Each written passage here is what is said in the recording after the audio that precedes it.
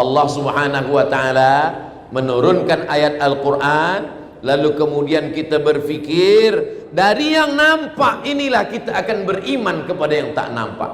Yang tak nampak malaikat, yang tak nampak ruh, yang tak nampak alam barzah, yang tak nampak surga, yang tak nampak neraka. Tapi kita menjadi beriman kepada yang tak nampak, karena sesuatu yang nampak, dari mana Nabi Muhammad tahu perkara ini? Padahal dia tak boleh membaca, dia tak boleh menulis. Dari situlah akan datang keimanan kepada Allah Subhanahu wa ta'ala, membangun dengan ilmu pengetahuan. Yang ketiga, bila kita baca Al-Quran, amma yatasaalun anin naba'il azim alladhi hum fihi mukhtalifun kalla saya'lamun thumma kalla saya'lamun alam naj'alil arda mihada. Kami jadikan bumi ini terhampar. Ternyata bumi yang terhampar ini, di atas ini ada bumi lapisan bagian atas, sama seperti pentas tempat saya tegak berdiri, ada bagian atas. Inilah dia hambal, ada karpet. Dia bergoncang, dia bergoyang. Bagaimana supaya dia tidak bergoyang?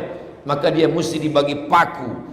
Pakunya itu adalah disebutkan dalam Al-Quran. Allah Subhanahu wa ta'ala, wal jibala autada. Jibal, bukit-bukit, autada, sebagai pakunya. Maka sebagaimana kita letakkan kertas di tepi dinding, lalu kemudian datang angin kencang, kertas bergoyang, kena angin, puting beliung.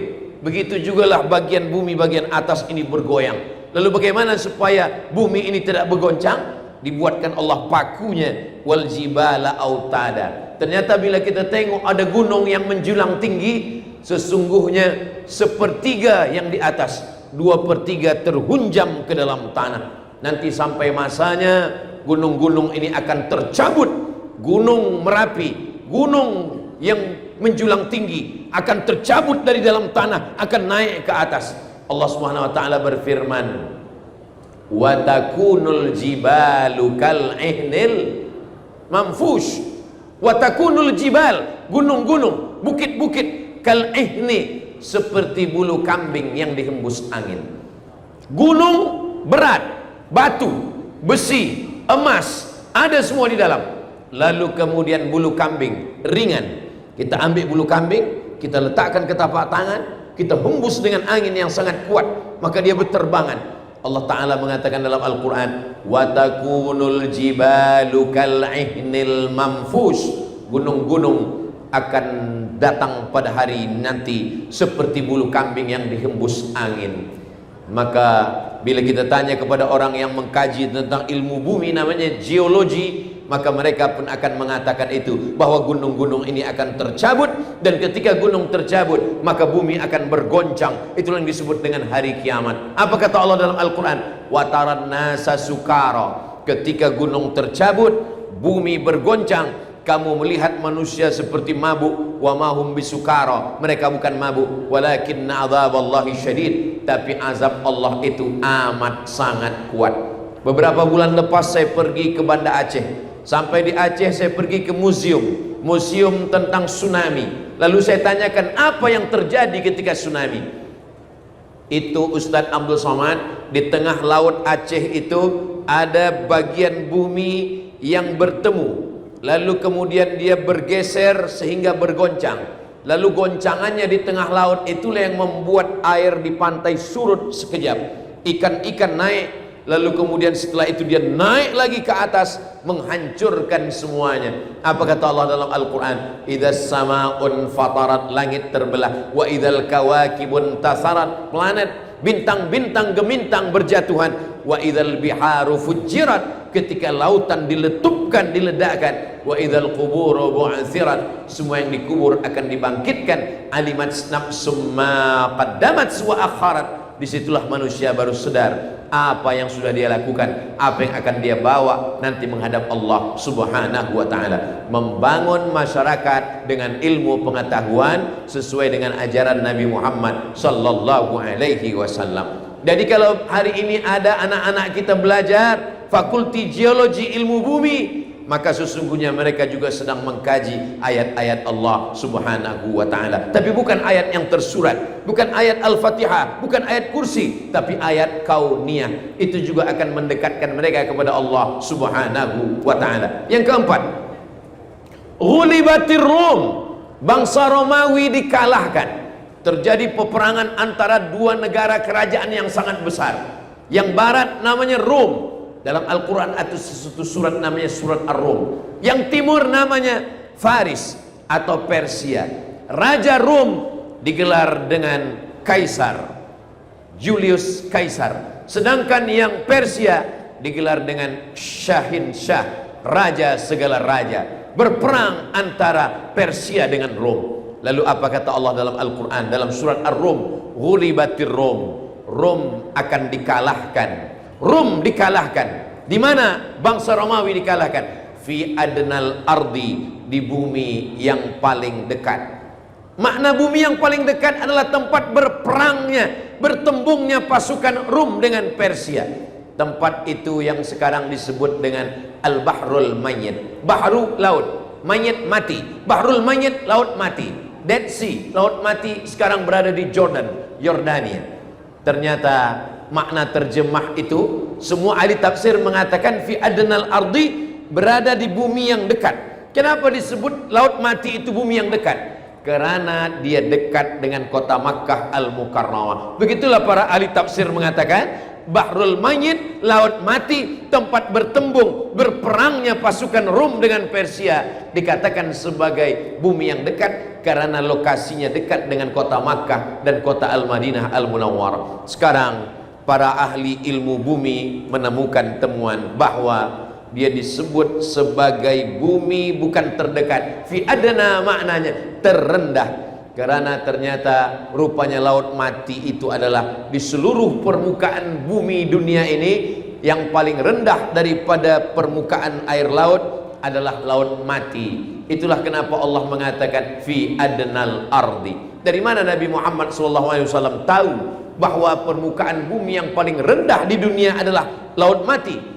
Itu semua bagi orang yang beriman mudah saja. Tanzilal Azizir Rahim, datang dari Allah Subhanahu wa ta'ala. Yang kelima, ketika manusia diciptakan dari nutfah, dari nutfah berubah menjadi alaqah. Alaqah artinya darah yang menempel di rahim, mohon maaf. Lalu kemudian dari alaqah menjadi mudghah. Mudghah artinya segumpal, seketul, segenggam daging. Dari mudghah berubah menjadi izam, terbentuklah tulang. Fakasawnal izama lahma, tulang ini kami balut dengan daging. Dari air berubah menjadi darah, menjadi daging, daging menjadi tulang, tulang dibalut dengan daging. Tsumma ansha'nahu khalqan akhar, lalu kami ciptakan dia makhluk yang baru. Fatabarakallahu ahsanul khaliqin, maha suci Allah yang menciptakan sebaik-baik penciptaan. Dialah yang pencipta sebaik-baik penciptaan. Kebetulan dalam sebuah seminar saya bersama seorang doktor berdua. Saya membacakan ayatnya dan dokter ini membacakan menurut ilmu kedokteran. Kata si dokter ini berkata, namanya Dokter Alfian. Ustaz Abdul Somad, saya pernah menanyakan ayat ini kepada seorang profesor dari Amerika. Profesor, dalam kitab suci kami Al-Quran dikatakan bahwa manusia itu prosesnya 5. Dari nutfah berubah menjadi darah, berubah menjadi daging, berubah menjadi tulang, tulang dibalut daging, menjadi makhluk yang sempurna. Apa pendapat kamu tentang kitab suci saya yang bercerita tentang ini? Kata profesor dari Amerika itu, mungkin nabi kamu itu sudah punya mikroskop. Mereka tidak berpikir tentang Tuhan, mereka tidak berpikir tentang Jibril, mereka tidak berpikir tentang yang gaib, karena sulit, susah, payah bagi mereka untuk mempercayai itu. Tapi bagi kita senang saja. Wa ma yantiqu 'anil hawa in huwa illa wahyun yuha, dari Allah Subhanahu wa taala. Bahkan Nabi SAW menceritakan harinya. Inna ahadakum yujma'u khalquhu fi batni ummihi 40 yawman nutfah, 40 hari dalam bentuk air. Summa yakunu 'alaqatan mithla dhalik, 40 hari dalam bentuk darah. Summa yakunu mudghatan mithla dhalik, 40 hari dalam bentuk daging. Summa yursalul malaku, setelah itu barulah dikirim Allah Subhanahu wa taala malaikat membangun dengan ilmu pengetahuan. Umat ini mesti disadarkan bahwa kitab suci engkau adalah kitab ilmu pengetahuan. Sila belajar di fakulti perubatan kedokteran, sila belajar di fakulti geologi, engkau akan menemukan kebenaran, karena Allah berjanji, sanurihim ayatina, kami akan tunjukkan ayat-ayat kami, tanda-tanda kebesaran kami, fil afaq, di atas permukaan alam semesta. Dengan apa? Dengan menggunakan akal fikiran. Afala ta'qilun, kenapa tidak berfikir? Afala tatafakkarun, kenapa tidak berfikir? Afala tatadzakkarun, kenapa tidak mengambil pelajaran dari yang sudah disebutkan Allah dalam Quran dan hadis Nabi Muhammad sallallahu alaihi wasallam. Yang keenam, inna fi khalqis samawati, dalam penciptaan langit, wal ardi, penciptaan bumi. Ketika orang berpikir tentang penciptaan langit, maka muncullah satu ilmu yang disebut dengan astronomi. Lalu kemudian ketika penciptaan bumi, muncullah satu ilmu yang disebut dengan ilmu geologi. Inna fi khalqis samawati wal ardi waqtilafil laili wan nahar, perputaran siang dan malam, malam jadi siang, siang jadi malam, lalu berubah menjadi bulan, bulan menjadi tahun, tahun menjadi abad. Inna fi khalqis samawati wal ardi waqtilafil laili wan nahari la ayat, itu semua adalah ayat-ayat. Tapi Allah tidak mengatakan la ayat linnas, karena tidak semua manusia menjadikan itu sebagai ayat. Lalu itu bagi siapa? Liulil albab, bagi orang yang berakal dan berfikiran saja. Sebetulnya kita ini berfikir dengan hati atau dengan kepala? Maka tidak sepakat Imam Syafi'i dengan Imam Hanafi. Kata Imam Hanafi, berfikir itu dengan kepala. Itulah kenapa orang selalu mengatakan, saya sudah letih berfikir Ustaz, kepala saya ini sakit berfikir. Tapi kata Imam Syafi'i, menurut ayat Al-Quran, berfikir itu di hati. Mana dalilnya? Afala yatadabbaruna al-Quran, mengapa mereka tidak memahami Al-Quran? Am ala qulubin aqfaluha, atau hati mereka sudah terkunci? Jadi kalau gitu berfikir itu di hati. Dalam ayat lain dikatakan, lahum qulubun la yafqahuna biha, mereka punya hati tapi tidak berfikir. Jadi kalau begitu berfikir itu bukan dengan kepala tapi dengan hati. Maka kedua-duanya benar. Imam Abu Hanifah benar berpikir dengan kepala, Imam Syafi'i pun benar berpikir dengan hati. Kenapa? Karena awal lintasan pikiran itu di hati, lalu dari hati dia naik ke kepala. Maka dua-duanya benar. Yang berkelahi adalah pengikut yang tidak mengerti lalu menyalahkan kedua imam. Kedua-dua imam itu benar. Awal dari lintasan, maka orang Melayu mengatakan terlintas di hati saya. Dari lintasan hati itulah naik ke kepala, lalu dia berfikir. Kedua-duanya benar. Pancaran cahayanya dari hati. Maka kalau hatinya benar, pikirannya pun akan benar. Tapi kalau hatinya tidak benar, pikirannya pun juga tidak akan benar. Begitulah Allah Subhanahu wa taala. Inna fi khalqis samawati, penciptaan langit, wal ardi, penciptaan bumi, waqtilafil laili wan nahar, perputaran siang dan malam, la ayat, itu semua adalah ayat-ayat. Bagi siapa? Liulil albab, bagi orang yang berfikir dengan hati dan pikirannya. Siapa itu ulul albab? Alladzina yadhkuruna Allah, orang-orang yang berzikir mengingat Allah, qiyaman, waktu tegak, wa qu'udan, waktu duduk, wa ala junubihim, waktu dia berbaring, tegak, duduk, dia tetap berzikir subhanallah walhamdulillah wa la ilaha illallah wallahu akbar. La ayati li ulil albab alladzina yadhkuruna Allah qiyaman wa qu'udan wa ala junubihim wa yatafakkarun, dan mereka berfikir fi khalqis samawati, berfikir tentang penciptaan langit, wal ardi, dan bumi. Dan kemudian mereka berkata, Rabbana ma khalaqta hadza batila, ya Allah, tidaklah yang engkau ciptakan ini sia-sia. Faqina azaban nar, puncak daripada ilmu adalah faqina azaban nar, selamatkan kami dari api neraka. Puncak daripada ilmu adalah bukan master, bukan PhD, bukan profesor, tapi mulutnya berkata faqina adzaban nar, Rabbana atina fid dunya hasanah wa fil akhirati hasanah wa qina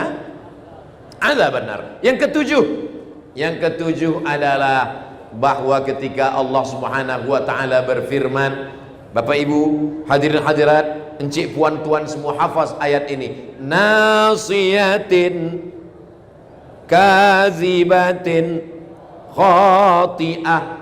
Nasiyatin, ubun-ubun, kepala bagian depan. Kalau budak baru lahir kita tengok ada bergerak di kepalanya.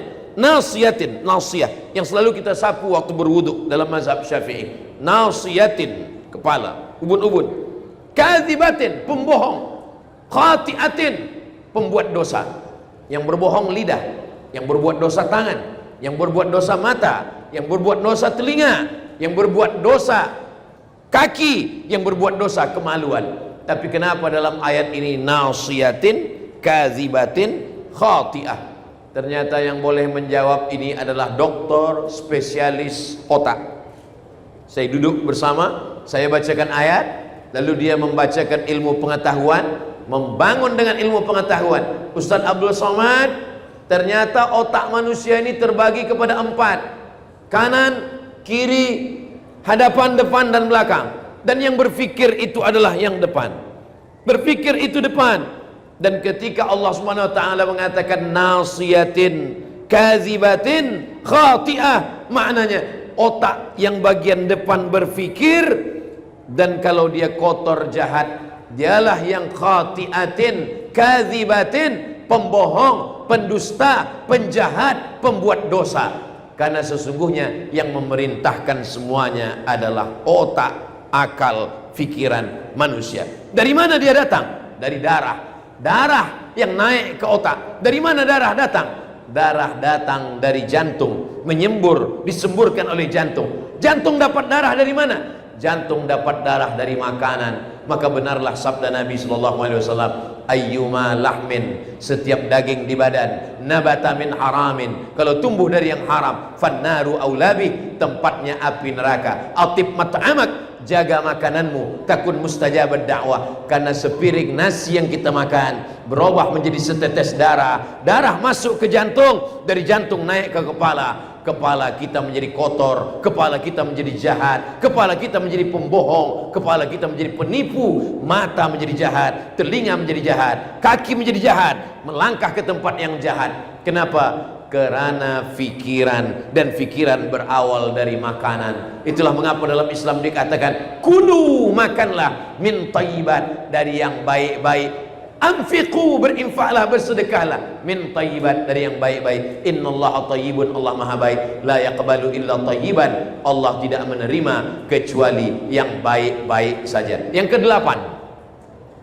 kedelapan, ketika Nabi SAW sedang berdiri, datang Asi bin Wa'il. Kata Asi bin Wa'il, ya Muhammad, dia bawa tulang yang sudah kering.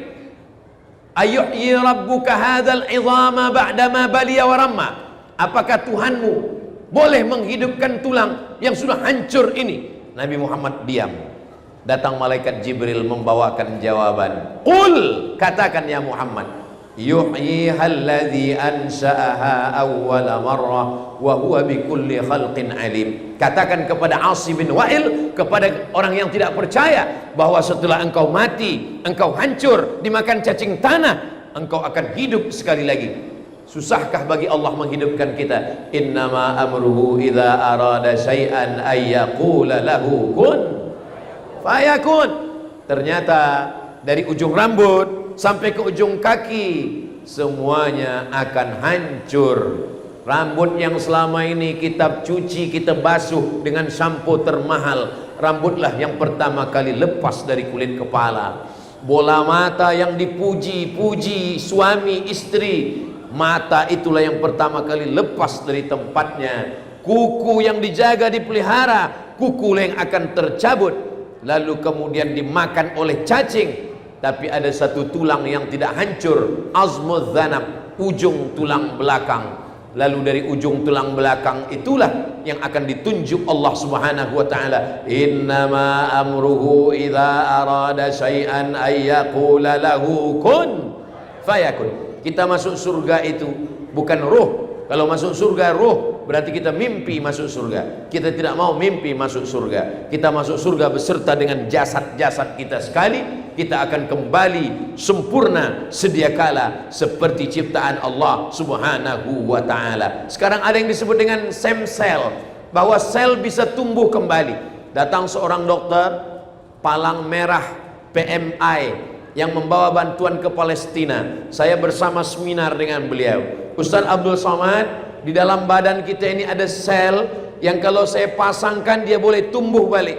Dia tunjukkan pada saya video tentang seorang pembantu dia yang kakinya